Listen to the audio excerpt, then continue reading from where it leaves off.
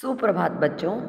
बेटा आज मैं आपकी वसंत की पुस्तक की जो हमारा लास्ट कविता है विप्लव गायन उसको समझाने जा रही हूँ। तो आप सभी अच्छे से इसे समझेंगे क्योंकि ये बहुत ही अच्छी और प्रेरणादायक कविता है।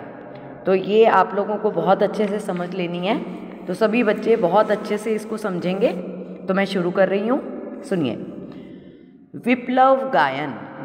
देखो बेटा, जैसे कि हमें पता है कविता जो हैं कई तरह की होती हैं। कोई श्रृंगार रस से भरी हुई होती है, कोई वीर रस से भरी होती है। तो यहाँ पे भी बताया गया है कि किस तरह से ये कविता विप्लव गायन, इसके शीर्षक का क्या अर्थ है पहले आप देखिए। विप्लव का मतलब होता है विद्रोह और गायन मतलब विद्रोहों का गीत। तो यहाँ पर कवि ने लोगों के मन में जो नए परिवर्तन के लिए प्रेरित करना चाह रहे हैं, तो बालकृष्ण शर्मा नवीन जी ने ये कविता लिखी है नए समाज के लिए, जहाँ पे नए समाज का निर्माण हो सके।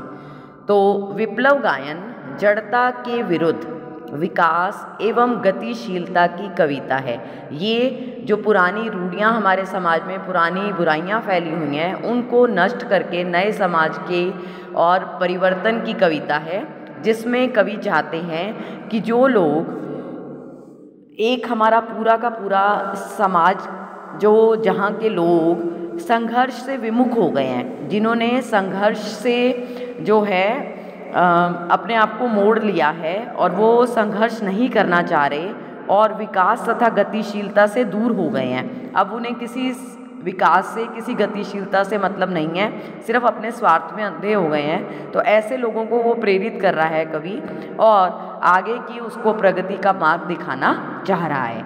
तो इसी तरह से ये कविता जो है, जैसे यहाँ पे बताया भी गया है कि विप्लव गायन जड़ता के विरुद्ध विकास एवं गतिशीलता की कविता है। विकास और गतिशीलता को अवरुद्ध करने वाली प्रवृत्ति से संघर्ष करके कवि नया सृजन करना चाहता है।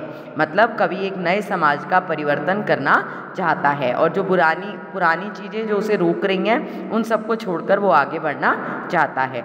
इसलिए कवि विप्लव के माध्यम से, यानी कि विद्रोह के माध्यम से परिवर्तन की हिलोर लाना चाहता है। तो चलिए कविता को समझ लेते हैं।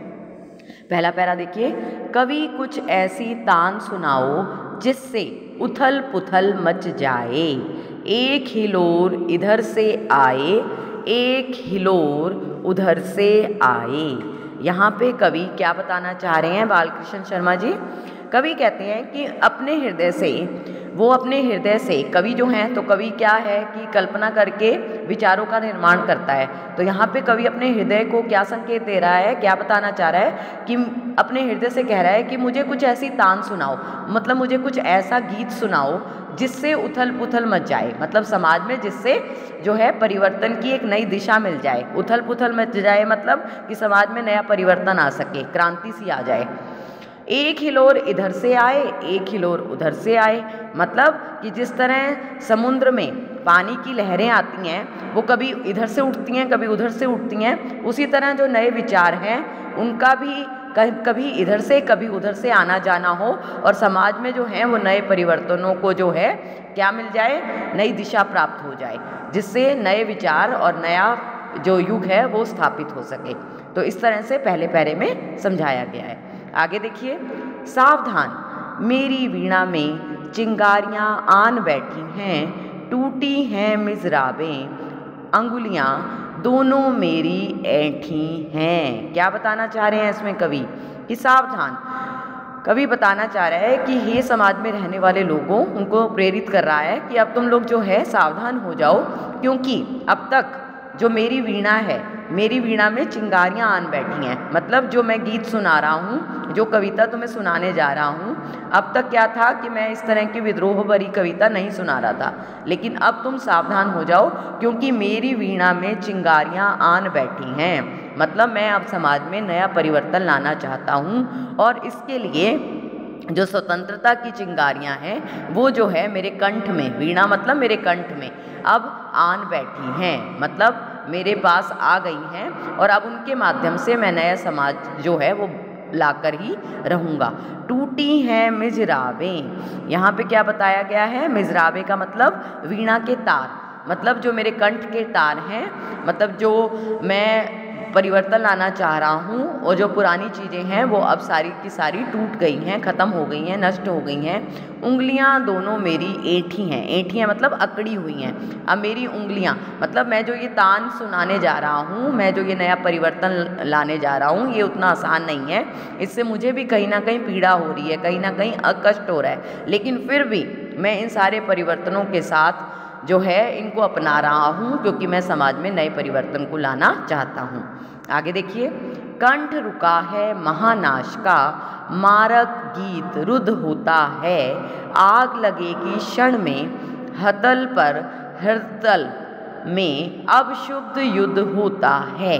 कंठ रुका है महानाश का, कवि कहता है कि पहले से मेरा कंठ जो था, पहले मेरा कंठ रुका हुआ था, मतलब मैं इस तरह की क्रांति की कविताएं नहीं लिखा करता था, लेकिन आज मैं ये इस तरह के गीत सुनाकर समाज को जगाना चाहता हूँ। तो कंठ रुका है महानाश का, जो ये परिवर्तन का जो कविता थी वो मेरी जो थी पहले मैं नहीं लिखा करता था, रुकी हुई थी, तो वो कहना चाह रहा है कि मेरा कंठ रुका हुआ था। मैं चाहकर भी मारक गीत रुद्ध होता है, मैं चाहकर भी मारक गीत नहीं लिख पाता था। मारक गीत मतलब कि परिवर्तन के जो गीत थे वो नहीं लिख पा रहा था। मारक गीत मतलब मारने वाले, कि जो दूसरों को घायल कर सकें, या लोगों पर जिन पर मैं प्रहार करना चाहता हूँ, जिन गलत बुराइयों के बारे में मैं लिखना चाहता था, तो वो मैं जो गीत था वो नहीं लिख पा रहा था। परंतु अब यह स्थिति समाप्त हो गई। आग लगेगी क्षण में, हृतल में अब शुद्ध युद्ध होता है। जब मेरी इस तरह के गान को सुनेंगे लोग और इस तरह की कविता को पढ़ेंगे तो क्या हो जाएगा? आग लगेगी क्षण में, तो वो सारी की सारी लोगों के हृदय जो है वो परिवर्तित हो जाएंगे और लोगों के मन में भी गतिशीलता आ जाएगी इस परिवर्तन को अपनाने की। कहीं ना कहीं उनके अंदर भी तमन्ना हो जाएगी, इच्छा हो जाएगी। तो अब क्या है कि मेरे हृदय में जो आजकल की वर्तमान स्थिति है, वर्तमान बुराई है, उसके लिए विद्रोह उठा है और मेरे अंदर क्या पैदा हुआ है? क्रोध। तो उस क्रोध, आक्रोश और घृणा के भाव जो मेरे अंदर उत्पन्न हुए हैं, उससे मैं क्रांति का गीत लिख रहा हूँ और इससे लोगों के हृदय में क्या हो जाएगी? आग लग जाएगी। और हृतल का क्या मतलब था? हृदय में। हृदय में क्या लग जाएगी? आग। अब शुद्ध युद्ध होता है, अब जो है वो विद्रोह का और कहीं ना कहीं नए परिवर्तन का युद्ध होगा। झाड़ और जंखांड दग्ध हैं इस ज्वलंत गायन के स्वर से, रुद्र गीत की क्रुद्ध तान है निकली मेरे अंतरतर से। क्या मतलब है? झाड़ और झंखांड दग्ध हैं, इसका मतलब है कि जो भी पुरानी रूढ़ियाँ थी, जो भी पुराने जो भी कहे गए हैं कि गलत रूढ़ियाँ परंपराएं थी, वो अब सब क्या हैं? दग्ध हैं, जल गई हैं, नष्ट हो गई हैं। तो झाड़ और जखंड का मतलब क्या हो जाएगा यहाँ पर? कि मेरी क्रांति गीतों से जो गलत रूढ़ियाँ थी, परंपराएं थी, पुराने विचार थे, वो सब क्या हो जाएंगे? अब नष्ट हो जाएंगे, जल जाएंगे इस ज्वलंत गायन के स्वर से। अब जो मैंने सभी के हृदय में गीत भर दिया है वो ज्वाला के समान है, और वो ज्वाला जिस तरह भड़क जाती है तो उस तरह इस गीत के स्वर से जो रुद्र गीत की क्रुद्ध तान है निकली मेरे अंतरतन से। रुद्र गीत की से मतलब जो रुका हुआ गीत था, जो कि अब क्रोध का रूप ले लिया है। क्या होता है कि जब हमारे विचार बहुत समय से अपने हृदय के अंदर रह जाते हैं तो कहीं ना कहीं वो क्या हो जाता है? कहीं ना कहीं ज्वाला का रूप धारण कर लेते हैं। कई बार जब कोई चीज़ बहुत समय से अंदर ही जो है परेशान कर रही हो, तो कई बार क्या होता है जब वो बाहर निकल के आती है तो बहुत ही तीव्र रूप धारण कर लेती है। तो उसी प्रकार कवि कह रहे हैं कि इतने लंबे समय से मैं जो परिवर्तन चाह रहा था वो अंदर ही अंदर मुझे कहीं ना कहीं विचलित कर रहा था, और आज वो क्रोध के रूप में बाहर आ रहा है, और इससे वो क्या है? ज्वाला का रूप ले लिया है। और अब वह ज्वाला के रूप में क्या होगा? सबके अंदर भड़क जाएगा, क्योंकि यह जो तान है वो मेरे कहाँ से निकल रही है? हृदय की गहराई से निकल रही है। निकली मेरे अंतरतर से मतलब कहीं ना कहीं वो मेरे अंदर से निकल रही है, और इससे क्या होगा कि सभी लोगों के मन में जो है विद्रोह की भावना को भड़का देगा। ये गीत जो हैं वो अब मधुर और कोमल ना रहकर कौन से बन गए हैं, विद्रोह फैलाने वाले बन गए हैं। नेक्स्ट देखिए, कण कण में है व्याप्त वही स्वर, रोम रोम गाता है वह ध्वनि, वही तान गाती रहती है कालकूट फणी की चिंतामणि। कण कण में है व्याप्त वही स्वर। अब मैं क्या देख रहा हूँ कि समाज में जो मैंने क्रांति फैला दी है अब वो हर जगह व्याप्त हो चुकी है, फैल चुकी है। रोम रोम गाता है वही ध्वनि। हर व्यक्ति जो है अब नया परिवर्तन चाह रहा है, पुरानी जो भी बुराइयां थी समाज में उनको सबको समाप्त करना चाह रहा है। तो हर एक के हृदय से वही आवाज़ आ रही है, वही तान गाती रहती है कालकूट फणी की चिंतामणि। कालकूट बताया गया भयंकर जो विष को धारण करता है शेषनाग। आपको पता ही है कि जैसे शेषनाग जो कि समुद्र में है, शेषनाग, और भयंकर विष को धारण करता है तो काफ़ी भयंकर होता है। तो उसके पास क्या होती है, उसके सिर पर जो है मणि होती है, जिस मणि का वो बहुत ध्यान रखता है। तो उस मणि को लेकर वो हमेशा क्या रहता है, चिंतित रहता है, क्योंकि वो उसका रक्षक है उस मणि का।